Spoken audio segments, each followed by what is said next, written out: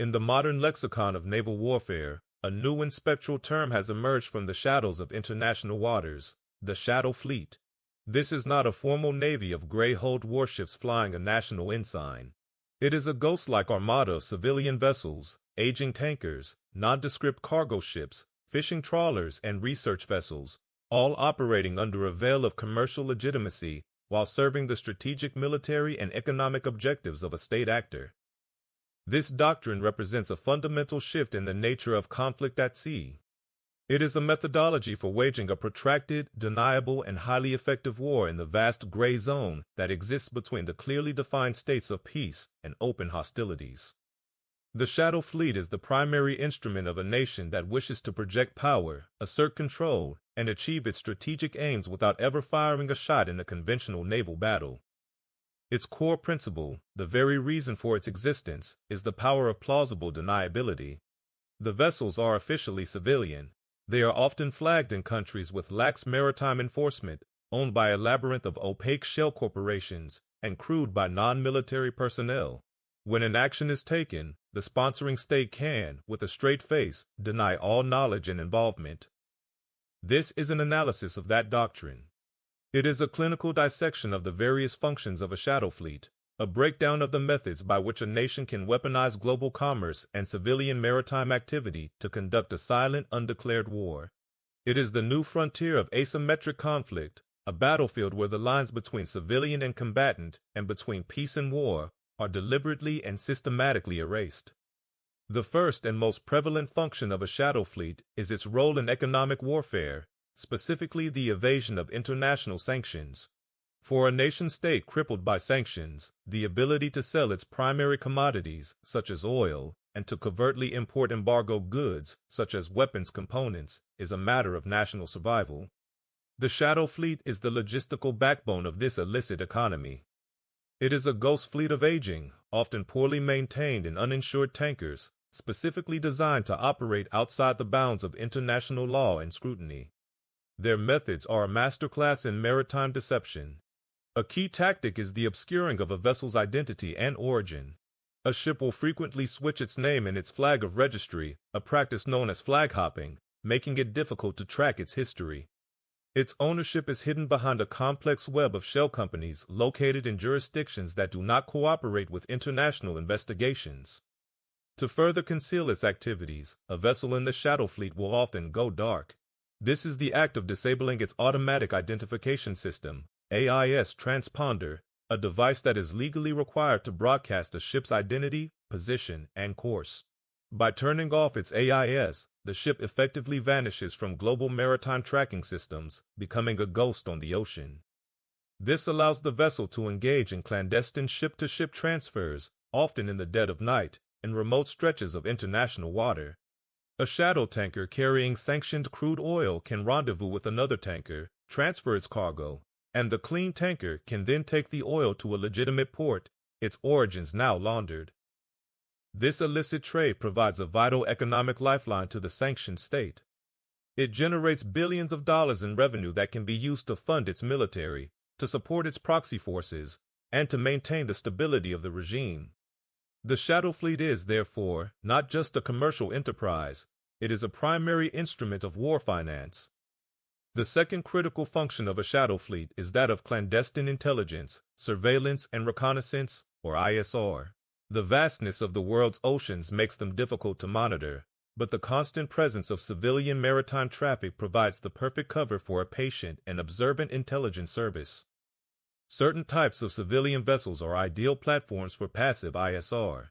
A fishing trawler, for example, is a natural listening post. It moves slowly, it can remain on station in a specific area for weeks at a time without raising suspicion, and its crew is ostensibly engaged in legitimate fishing activities. However, hidden within the superstructure of a state-controlled trawler can be a sophisticated suite of signals, intelligence, SIGINT equipment. This allows the vessel to monitor the radio communications and radar emissions of foreign naval vessels, to map their patrol patterns, and to gather invaluable electronic intelligence. Similarly, an oceanographic research vessel can perform a dual function. While its stated mission may be to study marine life or map the seabed for scientific purposes, Its true mission may be to conduct detailed hydrographic surveys of strategic waterways for submarine operations, or to locate and map the positions of sensitive undersea communication cables. Even an ordinary container ship, as part of its normal route, can be equipped with covert sensors or staffed with intelligence officers tasked with observing and photographing naval activity in the strategic choke points and harbors it transits. The intelligence gathered by this disparate fleet of civilian observers is then fed back to the state's military intelligence apparatus. It provides a rich, continuous, and low-risk stream of data on an adversary's naval dispositions and capabilities. The shadow fleet acts as the unseen eyes and ears of the state. The third, and increasingly important function of a shadow fleet is that of territorial assertion. This is the doctrine of the Maritime Militia, a tactic that has been perfected as a tool for enforcing disputed territorial claims without resorting to conventional naval warfare. This strategy utilizes a large number of ostensibly civilian vessels, most often fishing boats, that are in fact part of an organized, state-controlled, and centrally commanded militia. These vessels are not warships, but they are an instrument of war. The primary tactic of the maritime militia is the swarm. When an adversary's naval warship or Coast Guard vessel enters a disputed area of water, it can suddenly find itself surrounded by hundreds of these militia fishing boats. These boats will engage in a series of harassing but non-lethal maneuvers. They will block the warship's path, they will conduct dangerous sailing maneuvers, and they will use high-powered water cannons. They create a chaotic and intimidating environment, always staying just below the threshold of an act of war. This presents the commander of the naval vessel with an impossible dilemma. To use his superior firepower against what are, on paper, unarmed civilian fishermen would be a catastrophic political and public relations disaster. It would be a gross and illegal escalation of the conflict. However, to retreat in the face of this intimidation is to cede effective control of the disputed territory to the adversary. The maritime militia, by its sheer numbers and its ambiguous status, can achieve a strategic objective sea control that would normally require a major naval battle. This is a classic gray zone tactic. It exploits the seams in international law and the restrictive rules of engagement that govern professional navies. It is a method for winning territory not by fighting a war, but by making the adversary unwilling to start one. The fourth function of the shadow fleet is that of covert logistics and the clandestine deployment of military assets. The global network of commercial shipping provides the perfect cover for the movement of sensitive and illicit materials. A state-owned or state-controlled container shipping line can be used to transport weapons, ammunition, or even covert operatives to allied nations or proxy forces around the world. A few containers filled with missiles, hidden among the thousands of containers of legitimate commercial goods on a massive vessel, are almost impossible to detect without precise, actionable intelligence. This is the art of hiding in plain sight. The sheer volume of global maritime trade makes the inspection of every single container an impossibility. The shadow fleet uses this vast river of legitimate commerce as its personal sewer for the transport of the instruments of war. These vessels can also be used for blockade running. A fast-moving, civilian-flagged cargo ship can make a dash into a blockaded port, delivering critical supplies of food, medicine, or military hardware, often under the cover of a humanitarian mission. This systematic blurring of the line between civilian logistics and military supply chains is a core tenet of the doctrine. It complicates the adversary's targeting calculus and creates a constant state of uncertainty. The fifth and most aggressive potential function of the shadow fleet is its use as a platform for direct, kinetic action. This is the modern incarnation of the historical Q ship, a heavily armed naval vessel disguised as a harmless merchant ship. The development of containerized weapon systems, such as the Russian Club K cruise missile system, has made this a terrifyingly plausible scenario. This system places a powerful, long-range missile battery inside a standard shipping container. This container can be loaded onto any one of the thousands of container ships that are sailing the world's oceans at any given moment. The vessel appears to be a normal commercial ship, but it is, in fact, a covert missile platform. This creates a strategic nightmare for any modern navy. It means that any one of the civilian ships on the horizon could, with a moment's notice, reveal itself to be a deadly combatant. The task of identifying and tracking potential threats becomes almost impossible. The Shadow Fleet, in this configuration, becomes a vast, decentralized, and deniable fleet of missile carriers. It is a force that can be used to launch a devastating surprise attack, to enforce a blockade, or to create a powerful anti-access and area denial zone. It is the ultimate weaponization of global commerce. The entire doctrine of the Shadow Fleet is, in itself, a form of legal and political warfare, or lawfare. The system is deliberately designed to operate in the gray zones and ambiguities of international maritime law, such as the United Nations Convention on the Law of the Sea, UNCLOS. The legal status of a vessel in the Shadow Fleet is deliberately kept murky. Is a fishing trawler that is part of a state-organized militia and is harassing a naval vessel a civilian ship or a combatant? The answer is unclear, and this ambiguity is the source of the tactic's power. The actions of the Shadow Fleet are a form of constant political provocation.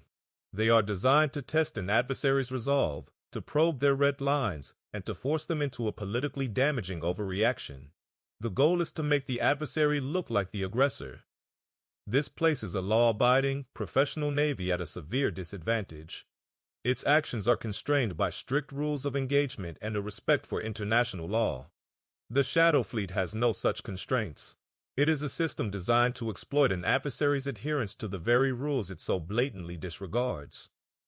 How is such a vast, disparate, and seemingly chaotic fleet controlled? It is a common misconception to view the Shadow Fleet as a collection of independent, freelance operators. In most cases, it is a centrally controlled and highly organized network. The ownership of the vessels, while officially obscured, can often be traced back to the state or to individuals with close ties to the ruling regime's military or intelligence services. The captains and senior crew members are often members of the state's party, its military reserve, or its maritime militia. These vessels are not as isolated as they appear. They are equipped with sophisticated and secure communication systems, hidden from plain sight, that allow them to receive direct orders from a central military or intelligence command. The fleet is made to look decentralized and chaotic, but this is a deliberate deception. It is, in reality, a networked and coordinated instrument of state power, its every move part of a larger, strategic design. The challenge of countering the Shadow Fleet is one of the most difficult problems facing modern navies. It is a threat that is diffuse, deniable, and deliberately designed to negate the technological and ethical advantages of a conventional force. The first great problem is that of identification and tracking. How does a naval commander distinguish a genuine, innocent fishing boat from a militia vessel on a hostile mission? How can he know which of the hundreds of tankers going dark is engaged in illicit activity?